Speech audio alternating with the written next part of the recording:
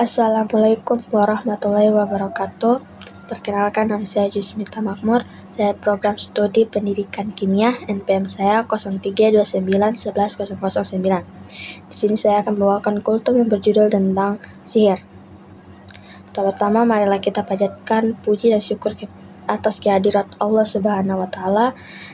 Alhamdulillah pada kesempatan kali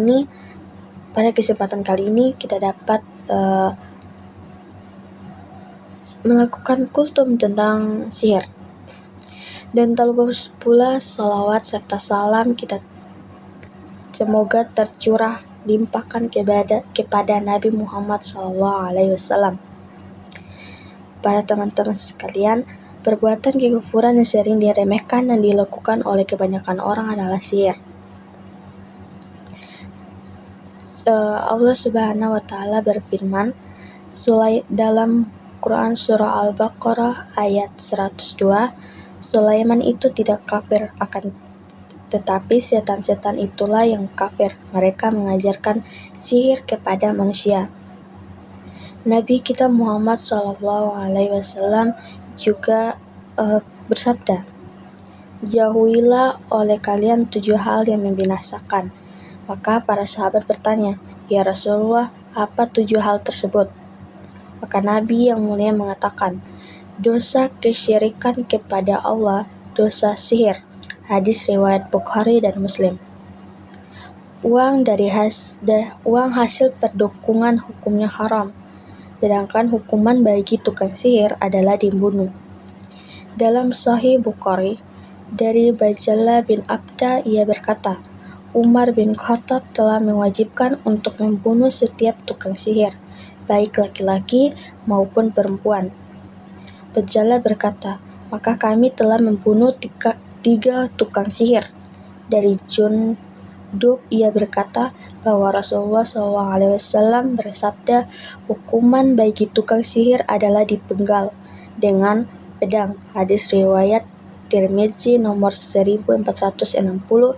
Yang tepat hadis ini mauquf, hanya perkataan Jundub, sebagaimana diriwayatkan oleh Ad-Daruqutni dengan sanad yang sahih.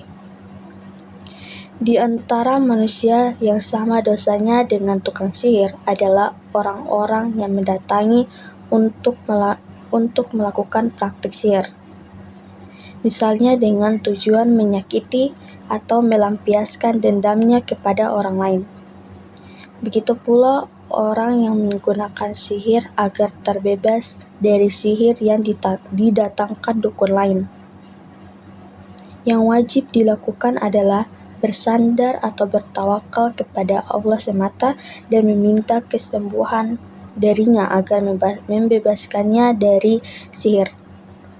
Membebaskan diri dari sihir bisa ditempuh dengan ruqyah atau membacakan kalamullah atau ayat-ayat Al-Quran seperti surah An-Nas, Al-Falaq, Al-Ikhlas, maupun bacaan lain yang terdapat dalam Al-Quran dan doa-doa yang disebutkan dalam hadis-hadis sahih.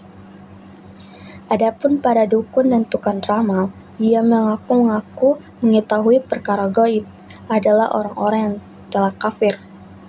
Sebab tidak ada yang mengetahui perkara gaib selain Allah, melainkan Allah Subhanahu wa taala. Rasulullah SAW bersabda, barang siapa yang mendatangi tukang ramal atau dukun lalu ia membenarkan ucapannya, maka ia telah kafir terhadap apa yang diturunkan kepada Muhammad SAW. Hadis riwayat Ahmad. Lihat Sahih Al-Jami' As-Saghir nomor 5934. Ini adalah hukum orang yang mendatangi dukun atau tukang ramal kemudian membenarkannya. Adapun orang yang mendatangi dukun atau peramal dengan tujuan sekedar hiburan atau coba-coba tanpa membenarkannya, maka tidak diterima sholatnya selama 40 hari. Artinya, selama 40 hari itu, sholatnya tidak mendapatkan pahala.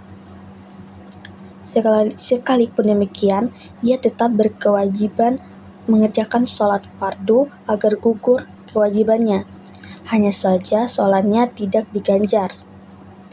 Rasulullah SAW bersabda, "Barang siapa yang mendatangi dukun, lalu bertanya kepadanya tentang sesuatu, maka sholatnya tidak akan diterima selama 40 hari." Hadis riwayat Muslim. Demikian beberapa hal yang dapat saya sampaikan. Semoga dapat memberi manfaat dan kebaikan bagi kita semua. Tentunya kesempurnaan hanya milik Allah Subhanahu wa Ta'ala semata. Karena itu saya mohon maaf apabila terdapat ucapan atau tindakan yang tidak mengenakan bagi para pendengar. Semoga Allah Subhanahu wa Ta'ala menuntun kita menuju jalan yang paling lurus, yakni Islam. Wassalamualaikum warahmatullahi wabarakatuh.